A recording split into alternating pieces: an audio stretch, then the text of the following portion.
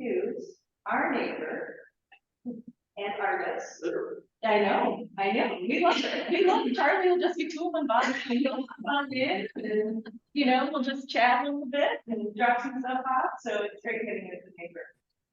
Yeah. All right. Charles Murphy. Thank you, Christy, and I really appreciate the fact that Crooked Tree allowed me to do this with talks on time.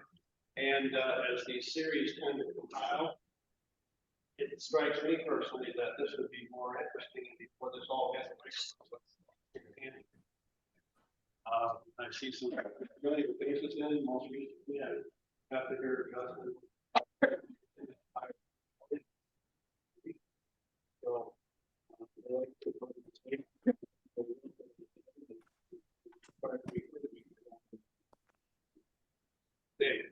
so I'll just give you a quick little background information. This is my 46th meeting in the Grand Traverse area. And the first thing I did when I got here, and why did I do that? Well, I thought I would try that passive approach featuring the product work. And I had 34 other artists in the graphics. I am a graduate of Minnesota State University, Minnesota, graduated with a BFA. And the problem with the BFA, as a specialty of studio art, is there was no guidebook or master plan upon graduation.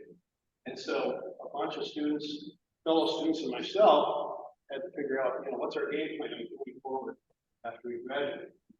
And somewhere in the back of my mind, I had this image that Cape Cod was the place I should go because there were a lot of artists there. And only in the last year did I learn, remember back when we had Google Maps and the internet, there was such a thing as the Rand McNally Road Atlas.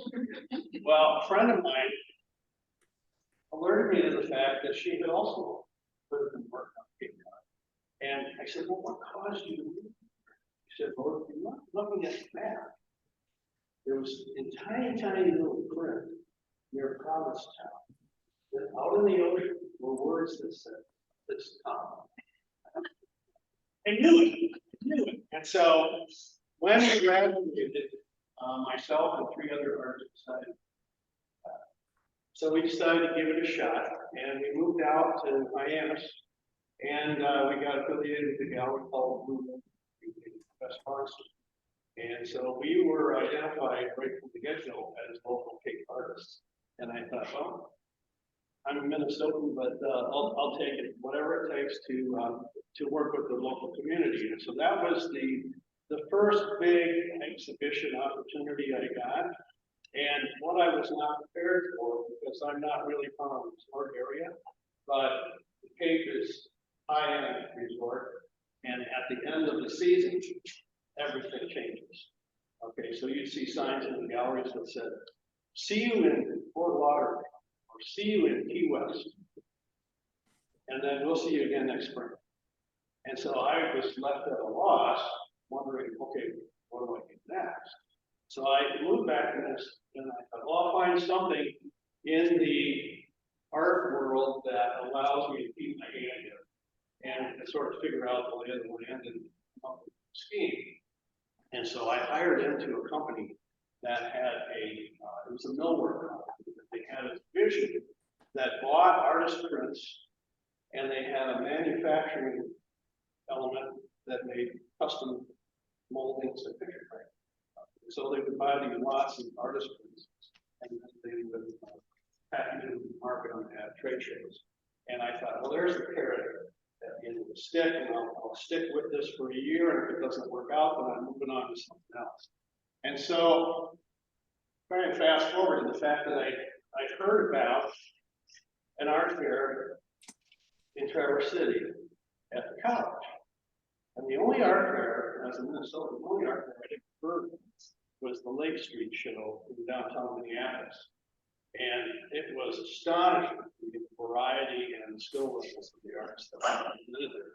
And so I thought, well, I'm going to go up to Traverse City and see what this is all about. I'm going to interview a bunch of artists at the art fair and see what I can glean. Okay, so I came up in the summer of '76 and went to college, interviewed 35 artists. Most of them were from the state of Michigan. And it came to my attention at that point that the Michigan Council for the Arts published a directory for summer art fairs. And guess how many of them? 383. And I thought, my tribe. And so this is the place I need to come. And the beauty of the area, of course, speaks for itself. But having lived on Cape Cod, the similarities were breathtaking. I mean, we had sand dunes on the Cape, we have sand dunes here. We had little villages out on the Cape, we had a fish town, and we had open water with no land on the other side of the horizon. It was like being on the ocean without the salt of the sharks.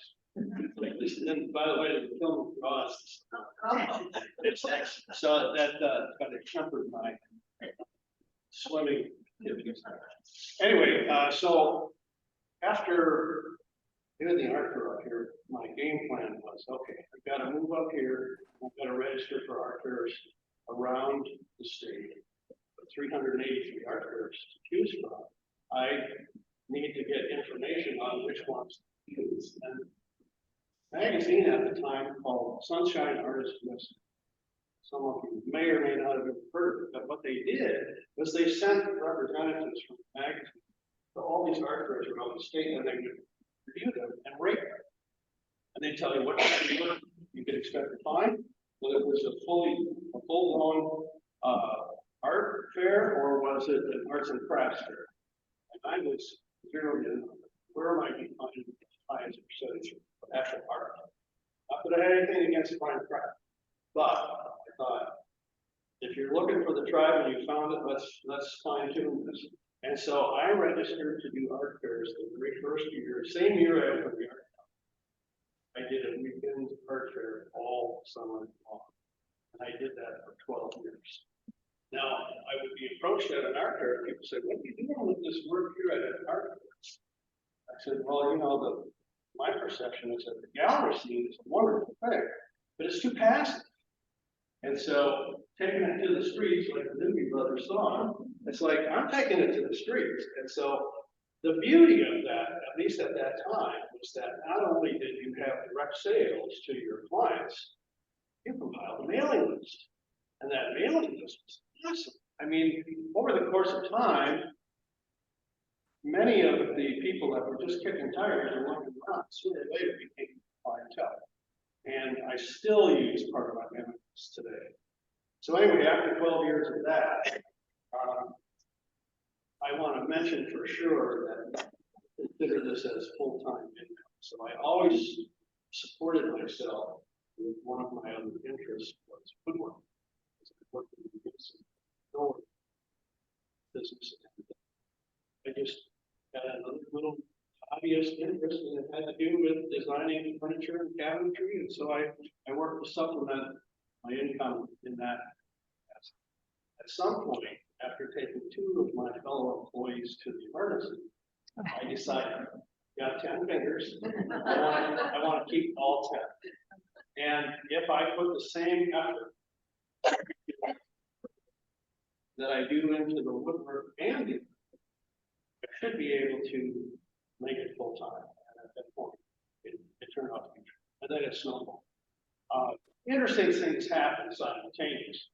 You get recruited to teach classes. Now, granted, I had a studio arts degree, and I was not headed for the educational arena. So this kind of came in the back door, and someone from the Leland House School recruited me to come teach an elder hostel program in painting. And it caught fire. The next thing you know, I'm getting requests from all over the state. Any community that had a viable, whether it was Battle Creek, Ann Arbor, even down to Toledo, Lansing, Alpena, Petoskey, Harbor Springs, Glen Arbor, they were asking for instructors to come and teach at the community level. And one of the beauties of that is you get paid right away, and there's no commission. There's no carving away for the institution that you might, you hear people talk about being an adjunct funny part of the other side of that coin is every time people would say, well, do you teach classes? I say, yes. Well, do you teach at the college? No, I teach at community arts centers. And what happens is the way that snowballs is I thought I'll just keep it within the state, and then I started to get requests from outside the state. At which point I decided, oh, it's a great way to travel. That particular budget, I get my travel expenditures and my accommodations paid for. And so I went down to Florida and taught some classes in Florida. I got recruited by the Cape Coral Art Studio to teach painting classes. And so my wife, who's not really fond of cold weather, said, let's move down to Florida. Well, Florida's pretty flat. I'm the guy that's inspired by topography. I like elevation. I like drama in topography. And Florida, I'll suck it up and I'll give it a shot. So we moved down to Sanibel Island. You all know what's happened to Sanibel Island. Well, it's happened more than once. If I stick around here, sooner or later, I need to. And funny things happen in life. You know, what is that old saying? Life is what happens to you while you're busy making other plans. We had a fire. The apartment house we lived in burned out. And it's like we had no other option but to move back to Traverse City. At which point I thought, okay, let's try this gallery thing again. And so I partnered with a gallery downtown. It was a private business, and he had extra square footage. I said, let's open an art gallery in the back of this place. And we came to this interesting partnership where he handled all of the merchandise. All I had to do was make sure the inventory was intact. And so I gathered about 6 or 7 other artists to work with me. And so we worked together in partnership. Then again, you get into that thing where the tail starts to wag the dog. Now I'm a merchant and a shopkeeper. And I wanted to paint. So I decided more effort needs to be shifted into teaching and painting. And galleries. At the height of my gallery presentation, I was working with 12 galleries year round. Now, when each gallery says, we need 20 pieces, well, forget about it. Do the math. That's a lot of inventory you have to have ready to go. And the one thing that's a big lesson in that whole story, when you come in to show your portfolio with the gallery, and it's a gallery that is moving along artwork for artists and representing them effectively, they want to know, well, this is beautiful work, we represent it, how much more you have at home? Don't ever say, well, this is good. Because that's the case of death. You want to say, well, gee, I have 100 pieces. And so I'm good to go. You get an empty spot on the wall. I'll be back here tomorrow. And so let's back up just a little bit back to college. I've always done onesies and twosies. And so this business of working in series is something that was foreign to me. And so I love this little anecdote. I went through the basic core of drawing 1, 2, and 3. Then you move to another level, advanced drawing. So I decided to take summer school to really make some time. I get to summer school, and I sit down, and there are 30 artists in the class. I'm about 10 back from the front. And I had worked with this instructor before. And so he gets up there and gives a little speech about what we're going to do for this session. And he says, now I'm going to come around and sit down with each and every one of you. And you're going to tell me what you're going to do.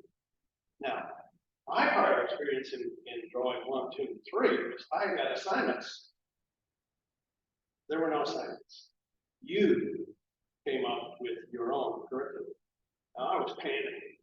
And I'm watching the instructor go from one person to the next and sit down and say, okay, what are you going to do? I just break it out in cold sweat. And I'm racking my brain. What? Well, all of a sudden, I have to see something race across the desk, and I quick swatted it, realized it. And there, the muse was tapping me on the shoulder. This poor little hand, I was destroyed. I'm going to dedicate a series of paintings to Aunt Collins.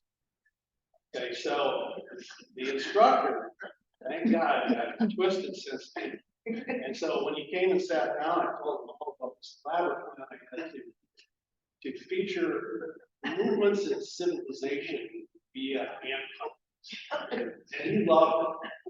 And so I launched into this series on these ant colonies, and I started to have a lot of fun with it. I said, this working in series is a pretty cool thing, because you get ideas while you're working on one, but you can't work it out in the same piece. You have to push it to the next one, and the next one, and the next one, and they sort of evolve. And so I have over here next to the refreshment a little plaque that Dr. Betty actually is drawing on the right side of the brain. Many of you I know have read the book, and many of you probably own that.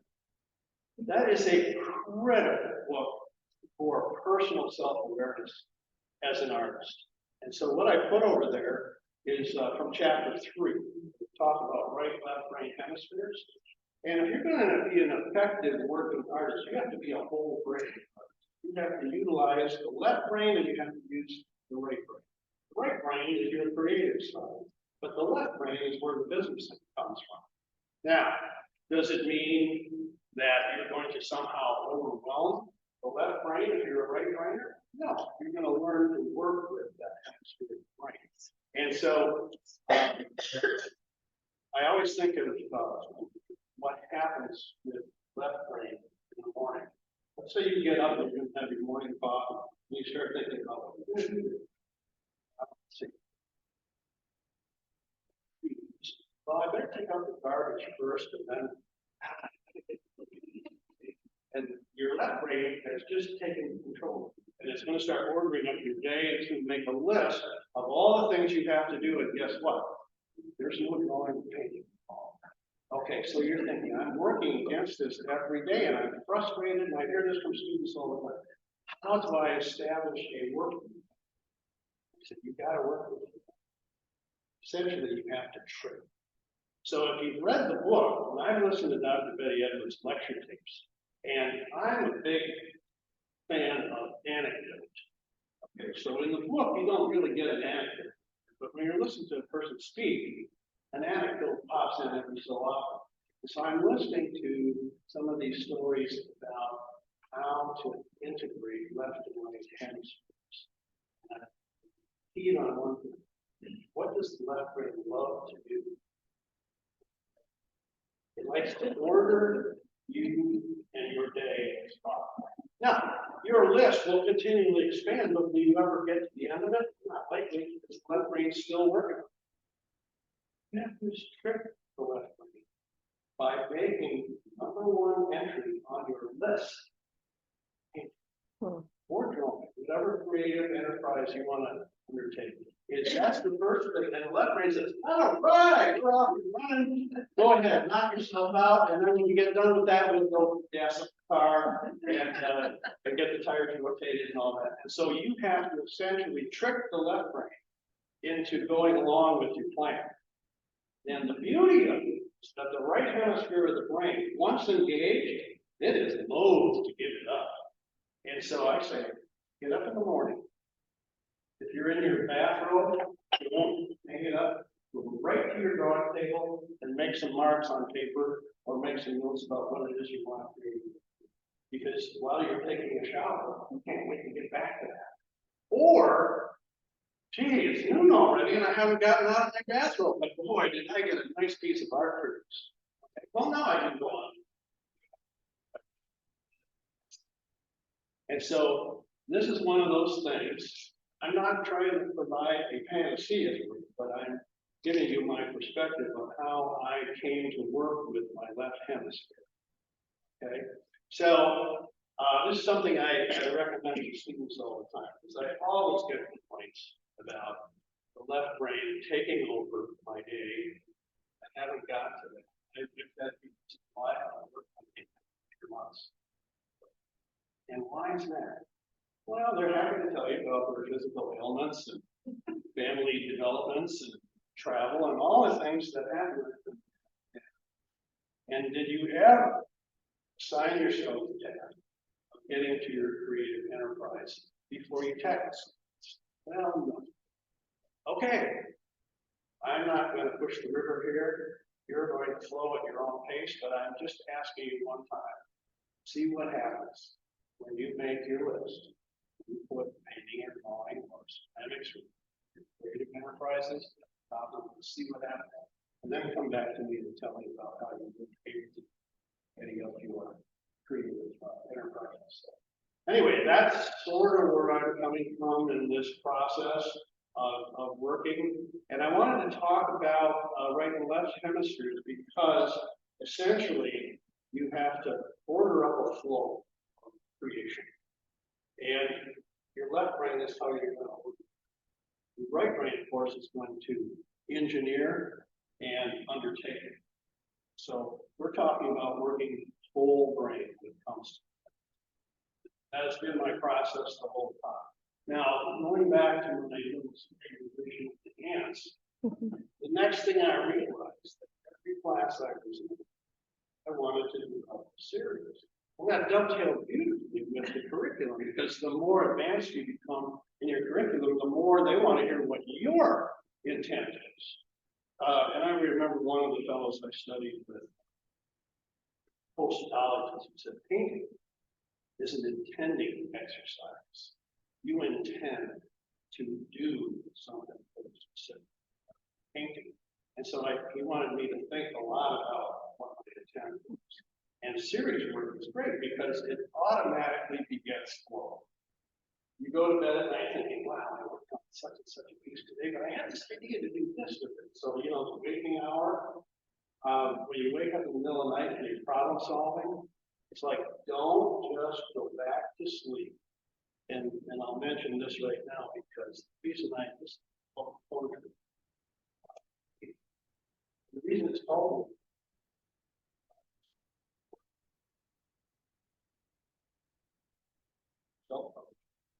you put on a book to and all these little kids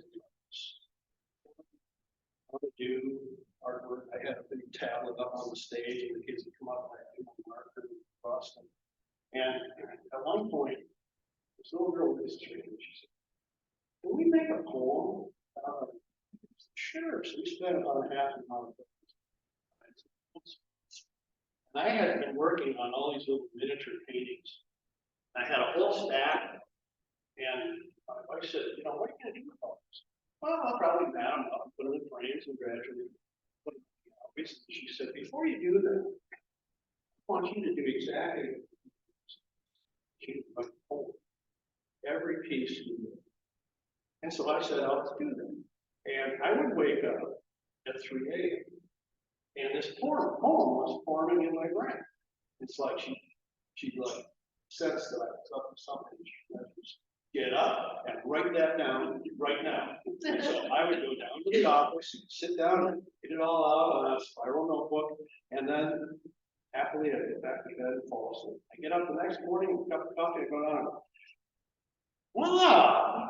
And I sit down and I work on the lines and they coalesce. And that's why I call it the book making art, because all of this came in the middle of the night when all that left brain stuff disappears. You're doing an interesting form of problem solving, but you're not tethered. The world always has faded. You're not tethered to all these tasks that have nothing to do with you. So anyway, I wanted to recite the poem, and it has to do with perspective. Called Bug. Okay? I watched a bug crawl up to me, pass on by, and it made me wonder if he thought I was something I was not. If he hadn't moved, I wouldn't know there was something live. But something of his tiny size, perfectly recognized, that had I stepped upon the spot, I'd have made him a little blot. So next you gaze up at the skies. Think about such things as size. For those with wings who fly up, just screw up the last time. For those above who fly, see us below, that's tiny. And this is the type of thing that runs through my brain. 3 a.m. in the morning. So how did I get into the right-left brain awareness full blown? Expect what instructor. came to me and said that she had a student with dyslexia. And that she also had a complication with dyscalculia, where it's numbers, analog numbers. So she can look at the face of a clock with the hands and the numerals, make no sense out of it whatsoever, no matter how much coaching. But if she looked at a digital clock that gave the here and now, bingo, she could tell what time it was. So that's when I first discovered Dr. Betty Edwards and her research based on Sperry's work with epileptics, severing the corpus callosum from the left and right hemisphere. And all of a sudden things started to make sense. And my self-awareness as an artist really sharpened up. And so this goes back to the whole brain, where you're working with both hemispheres. It's not that you're shutting one out. It's still working, but you've got the left.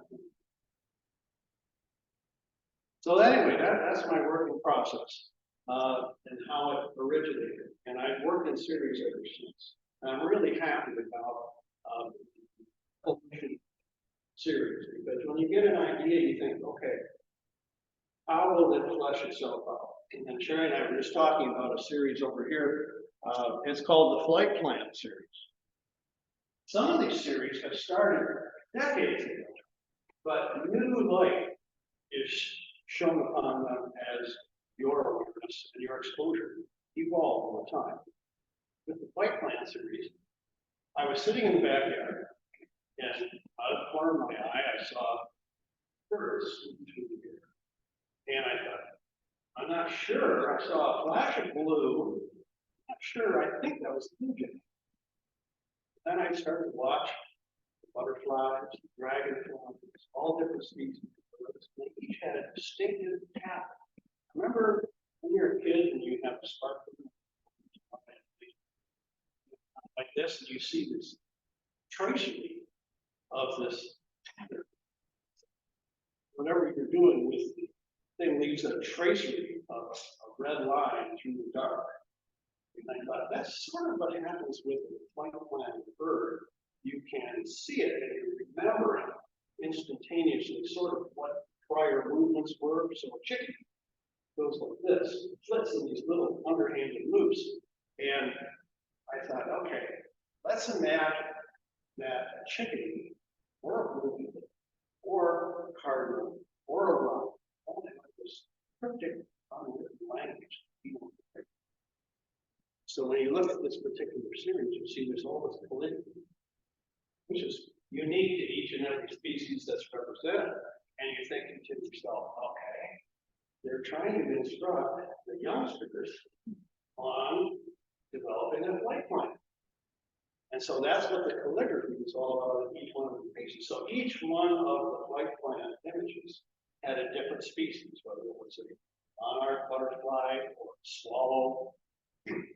They all were represented graphically in the series. And so that series evolved into 12 pieces. At which point I decided, well, I think I've done what I need to do with that series. And so I closed the book. And I've never revisited it. On the other hand, when I was living in Todd, I used to go to places like Martha's Vineyard and any little coastal village I could find that had waterfront activity with folks coming and going. And that excited my imagination. Once they set foot on the boat, they could pretty much go anywhere. And so I started the series back in 1974 called Docksides. Okay? And that series was alive and well and thriving today. It just looks nothing like it did in 1970. And Docksides never cease to fascinate. So when I go to a little town, like Fishtown, or the Harbor Springs, dockside activity, I start to imagine different. And people come to me and say, where is this? I go, it's exactly where we want to be. And we as artists are synthesizers. So we tend to gather imagery and we pull it together and make a cohesive whole. And that's the way I think about my docksides. They're not unique to a particular village, but they involve elements that we all experience in each one of those places.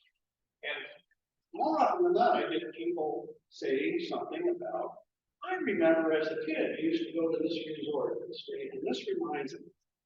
And so I'm thinking about a quote I was going to bring up.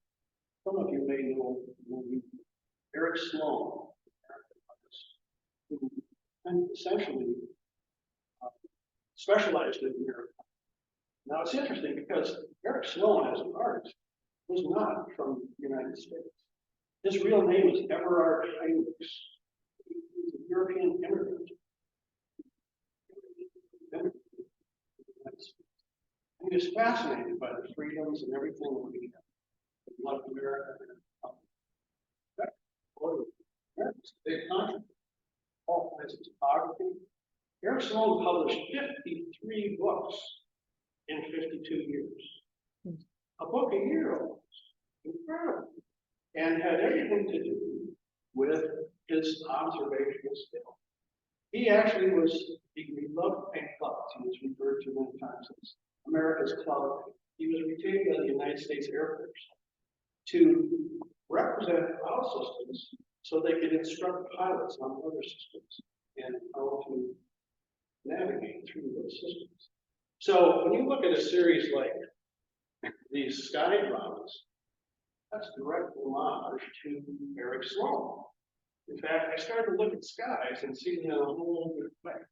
And Eric Sloan had this wonderful quote about when art buyer purchases a piece of art, they're essentially trying to recapture imagery, sensation that came from their prior life.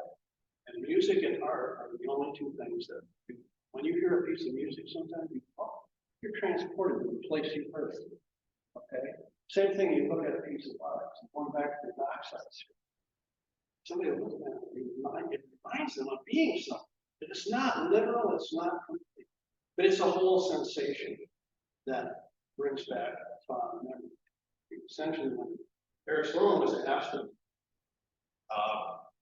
his painting of clouds, he said, there are people who look at the sky all the time, they never really look at the sky.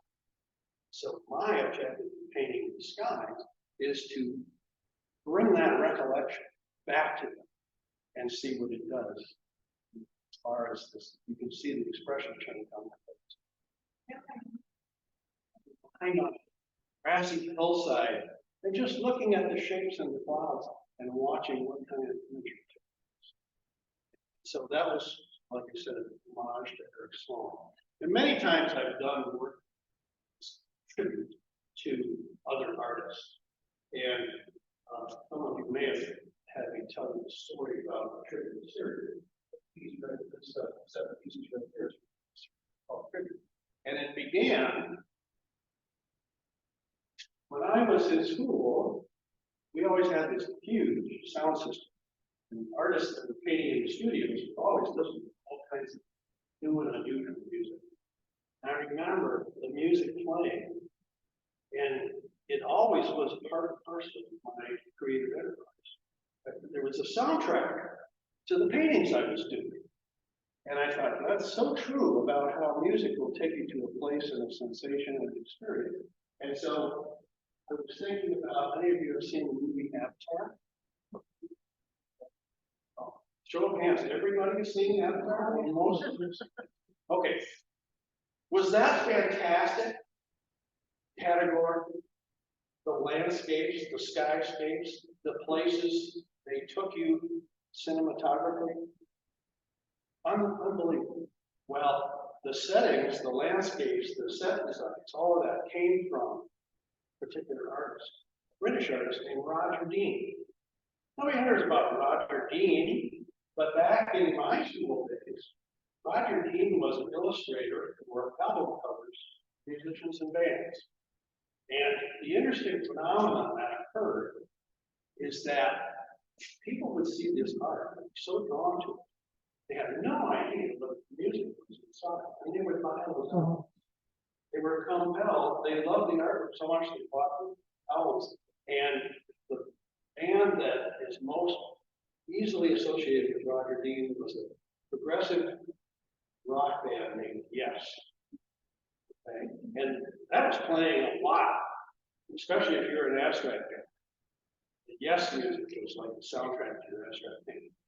And so when you came to the studio and the music was playing, it became part of the whole experience.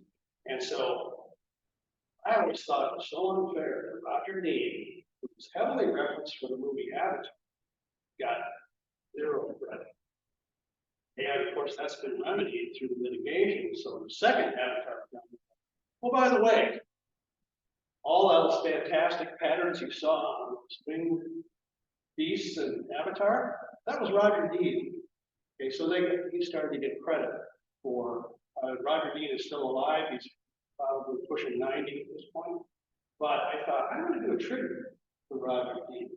And so I thought it would be a onesie. And then I realized that it brought back all the sensation of creating this type of work. So I'm doing a whole tribute series to Roger Dean. So these are 4 of the set. And I think at this point I've done about 16 tribute pieces to Roger Dean. And the most fun part of it is you'll be in a gallery and I'll have a piece from the series. Somebody will walk in and they'll go, yes! And I'm like, you understand. And that's always my open-minded approach to creativity. And John Lennon, he was an installation artist. Yep. John Lennon, Joe wasn't open. He went and it's a step at the middle. And he's looking at the step ladder and he follows it up, and on the ceiling is a little post-it note. And you can see there's writing, but you can't read it from this distance. And so he climbs up the step ladder and he looks at the little piece of it and it says, yes. And it was like, bingo, that positivity, and I often thought about the experiences. Let's say you were at an installation show, you saw a step ladder in the middle of the room. And would you be inclined to climb a step ladder? Not. And I thought, right there in that moment's decision, you decided to be open to the possibility. And especially since there's that little tantalizing piece of paper tacked at the ceiling, I think there's going to be a group of people who's open. Piece of art. I dare not touch it or interact. And yet, someone like John Lennon said, well, okay, come right up, take a look. And that's how I met Yoko Ono, and the rest is history. But I'm always intrigued about doors opening and doors shutting with different people and their perception. And as far as style, when I'm talking about style, one of the things that I remember from school was this sort of ever-present opening of style. And I kept thinking, well, we don't even have enough exposure at this point to really decide what our personal style is. And at this point in my life, I realized that style is not something you design. Style comes out on its own. You are merely a reflection of all the influences, visual, special, all the visual input you've been taking in for decades. And you gravitate to certain types of things. Doesn't mean you're going to now emulate. I certainly didn't emulate Roger Dean in this series, nor did I emulate Eric Sloan in this series, but I used that spark that appealed to me. And like Jasper John says, take an object, do something to it. Now do something else to it. And those 2 degrees of separation are taking to something your style. But you do it subconsciously. So working in series and working in a diversified portfolio tend to go hand in hand. It's a circular ball. One tends to beget the other. Okay, so always be open to the possibilities. You never know what tangent is going to take you down. The next thing you know, it's going to start reflecting some of the things. There's going to be some unity in the circle.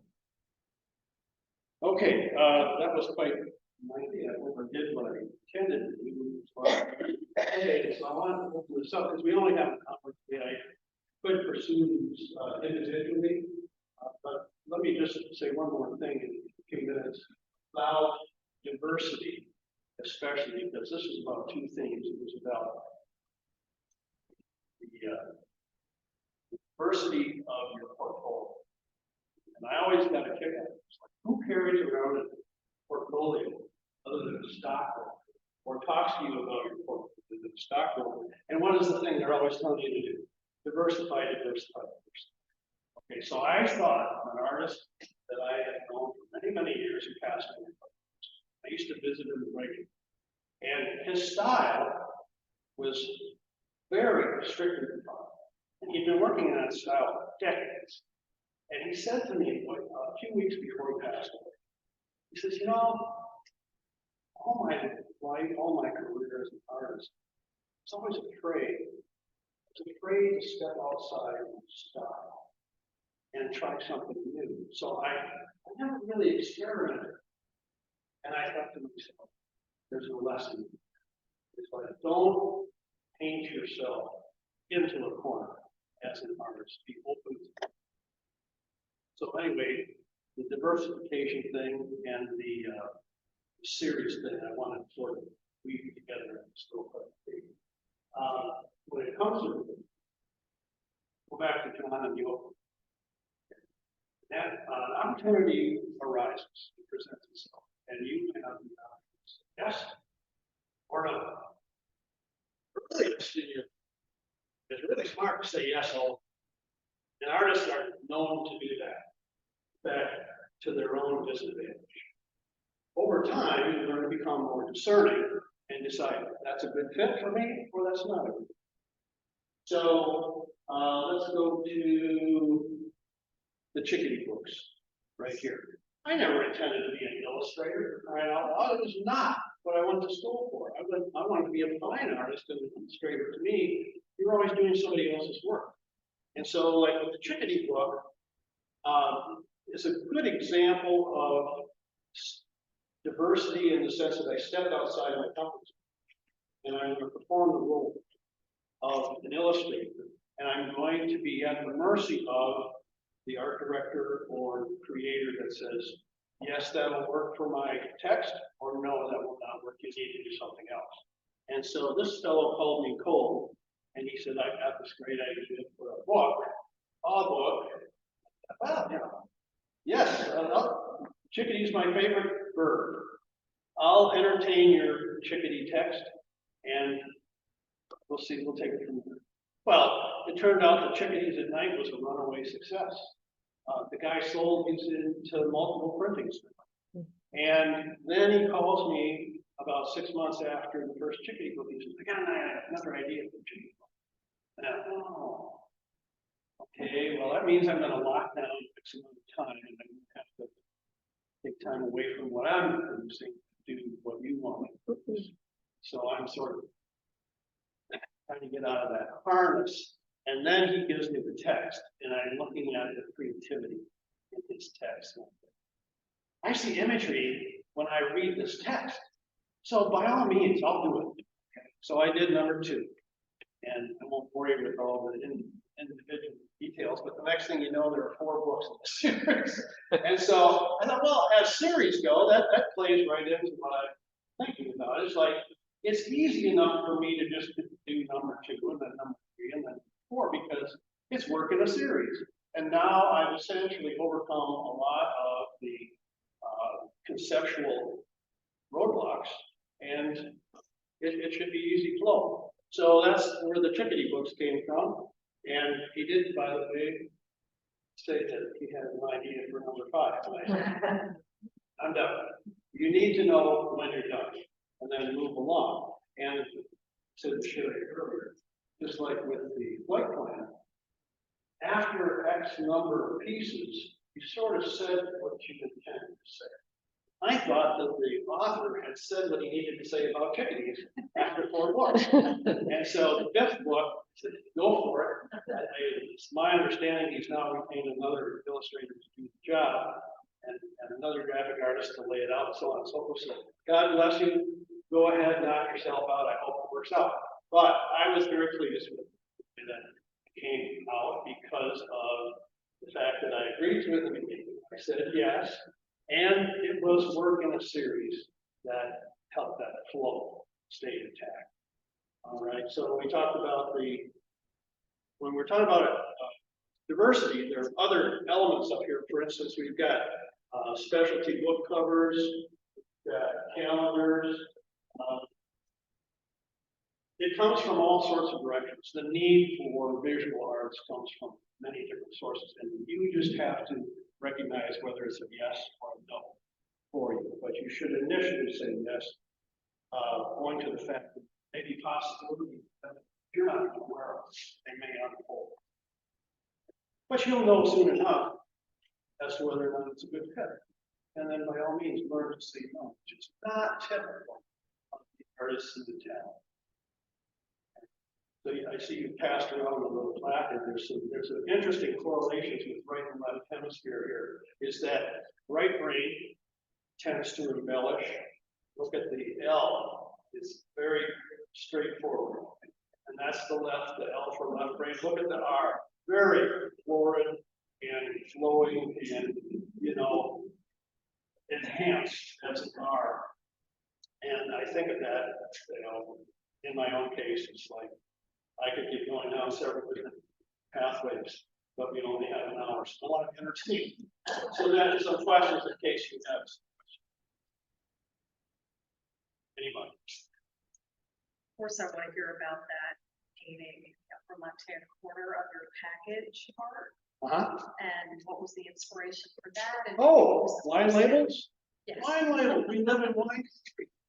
Okay, so somebody comes up and says, gee, we got a new wine coming out in fall, and would you be interested in doing a specialty wine label? And I go, yes, but. Okay, so the beauty of what happened with the wine labels, and I've done like a dozen wine labels for local wineries thus far. I always say to people, especially artists, it's like, see where the common ground is. In other words, don't just cave and say, yeah, I'll be happy, and then rail against your decision later on. Gee, I wish I had been committed to this. And so usually, after you've built up a body of work, you have reference material that you can, this is like I carry this around sometimes when somebody says, well, we have a conference room at our company and we need a big piece of art for it. And so I'll take around something like this that shows examples of what the company space looks like and pieces I've done for other companies. Say, okay, is there some common ground here? What are our interests? What are your interests? Where do we overlap? And see if it's going to be something you can pursue. So what happened with the wine labels is I would show work from various series. So is there anything here that captures your attention? And then we have a place to start. So that's happened more times than not. In fact, the circle label I got a kick out of because the mosaic is titled because it was a series of different types of grape that we wanted to make one wine. And they looked at my work and they said, oh, I see this from this and I see this from that. And this is going to be the name of our wine. And this piece, we had a big grand piano in the tasting room. And somehow I see that in there. And I say, oh, I didn't skip that. We obviously have some mutual interest here. And so it coalesced to the point where like, okay, here's a piece we can use for the wine. So you're looking for that common ground. I don't like the idea at this point in my career, starting from scratch. I like to see if we've got some commonality with the plan.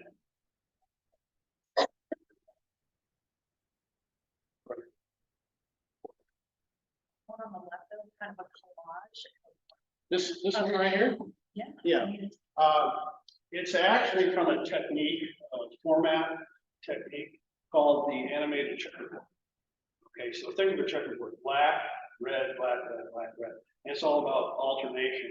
And so when I was in school, I also was keen on the notion of grid work. Because in those days, if you had to blow up a small sketch to a 5 by 7 foot canvas, the methodology most often was not an opaque projector because of its distortion. You used a grid system, a numbered grid system. And so you would lay out a small grid at 1/4 inch by 1/4 inch squares, and then blow it up so you had 6 inch by 6 inch squares, and you would replicate the correlating information visually from the small square to the large square. Next thing you know, you had a large, accurate depiction of the small image. So I got really keen on the idea of grid work. And then I saw other artists that were in their master's program that were using grids for all kinds of conceptual applications. And so that's where that came from, was setting up a grid and then working with alternation animation of the object. And so that in itself evolved into 2 separate series. It overlaps into the Dockside series, which you can sort of see when you're looking at the Dockside, you can see a grid work. When you look at the Neighborhood Fabric series, you can see a grid work in there. So that becomes the armature on which all of this visual information is hung. Some question? Yeah. Oh, anybody? What mediums do you work in? Watercolor? Do I like to work in? I grew up as a oil painter. And remember Walt Disney, wonderful world of Disney. Family gathered around the TV set and watched Disney on Sunday night. And there was an opening scene where you see this watercolor brush flow across the screen. And in its wake, with these marvelous imagery pieces. And I thought, I want to be able to do that. I want to be able to have the brush just flow across the page and leave it in its wake, this incredible imagery. And so when I discovered watercolor, I did one in high school. Didn't really catch fire.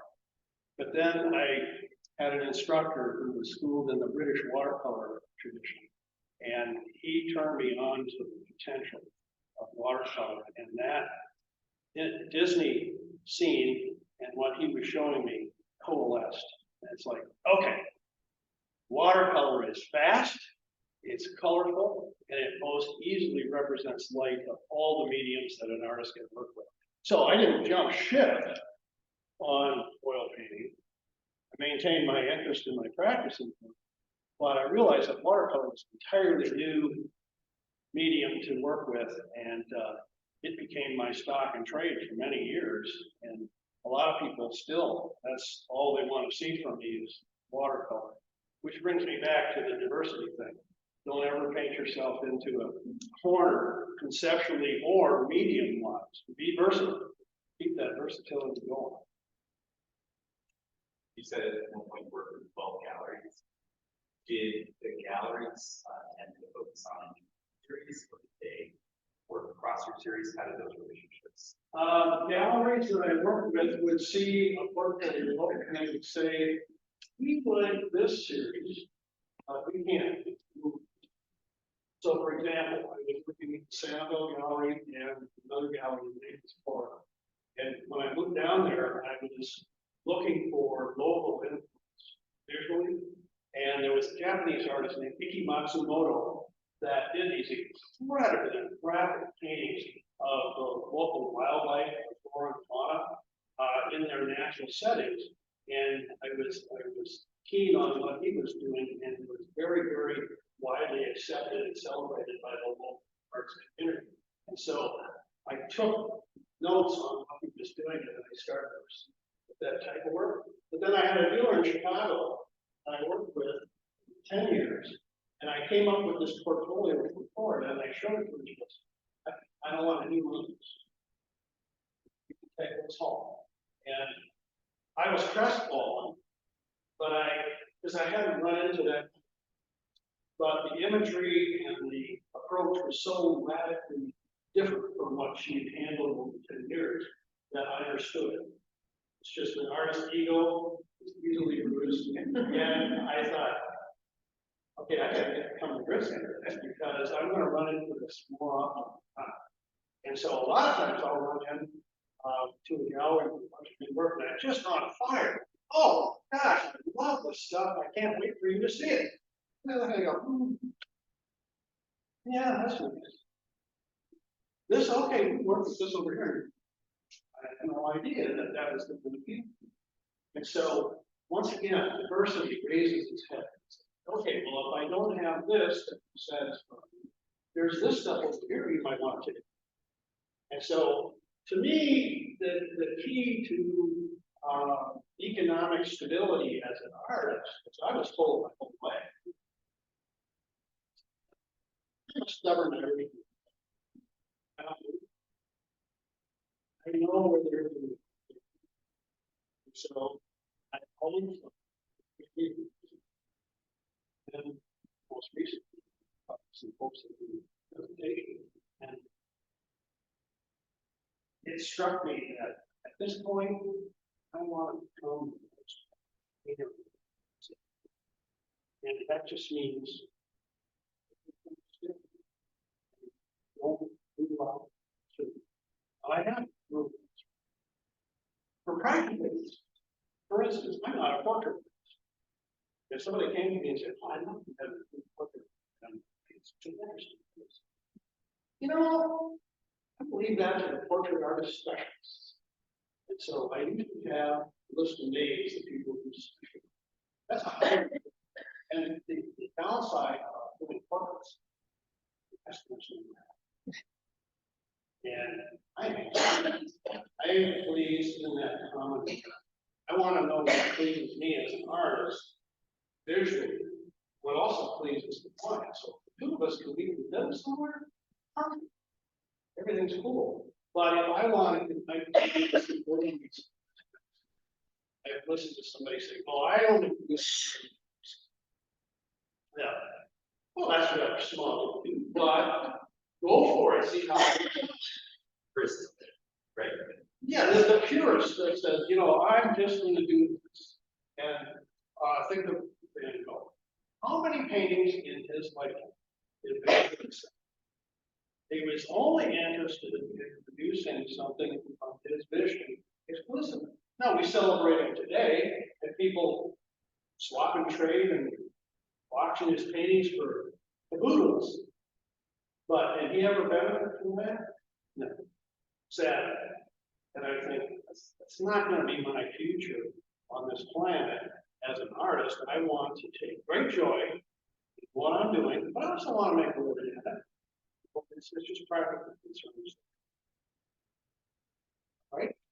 I have a question. Yeah. What advice do you give for your students or emerging artists as far as like getting into galleries and that? Getting into galleries. That's a good question right now because I have this little article shared with a number of people. The title of the article is, I don't want to see your work. And it was written by a person who had a wife who was a prolific, very talented artist. And they found going into galleries with a portfolio under their arm, it's like a cold call, never works. Now, I have a few exceptions that are colorful anecdotes that I won't share with you right now, but essentially, that was a very off-putting image.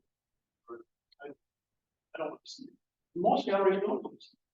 They usually have what artwork and what artists they intend to represent before they even open the door in the morning. So, the writer of this article said, you know, even though we started this article with hard line, galleries do not see the artist's work because they already have it. There are ways to work with it, and that's where your left brain starts to freaking. And what the recommendation was is that you set it up, point, say, listen, I know you want portfolio, but I want you to give me 10 minutes. And in those 10 minutes, I'm going to come in and I'm going to show you. You're going to tell me, and then I'm going to show you what I do. You've got 30 artists represented. Now, pretty much bet that 25% of these 30 artists are not selling for it. And you know it, and you're not happy. And you're thinking, you need to replace this artist or this artist. First round. You have to assume that, and you go, I can sell to you, or I can sell more work for you. This artist over here. And I want you to just give me a shot. Usually, if you've been discerning, and you've been vague and truthful of success or failure, you're gonna be able to take full advantage and get the work done. Next thing you know, well, let me see that work again. Let's have another. I can't resist, I have to tell you this from time. It's quite an accomplishment, but it's, to get into the gallery center, one of the biggest art markets. Okay, 200 galleries.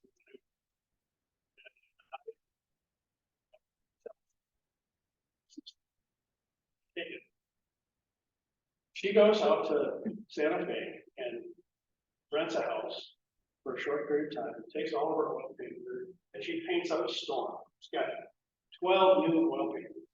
And she has already been through a couple of galleries and thinks, I know this one would be a good fit, and this one, and this one, and this one, I'm gonna make a presentation. So what she does is she takes 12 wet oil paintings to Canyon Road, in front of this gallery. She does not have an appointment. And she spec up all 12 paintings against the car. And she goes in and she said, yeah, I think your gallery is a perfect place to give people a talk.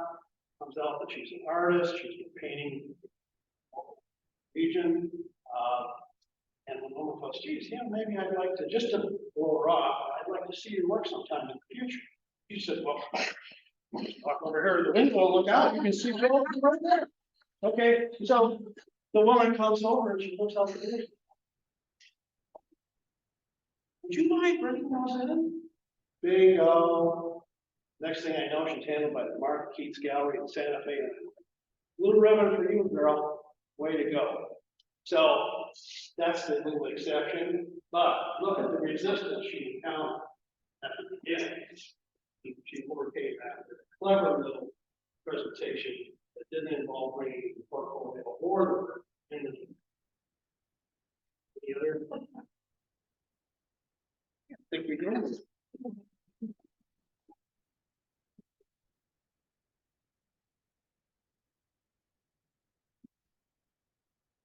I don't know if that.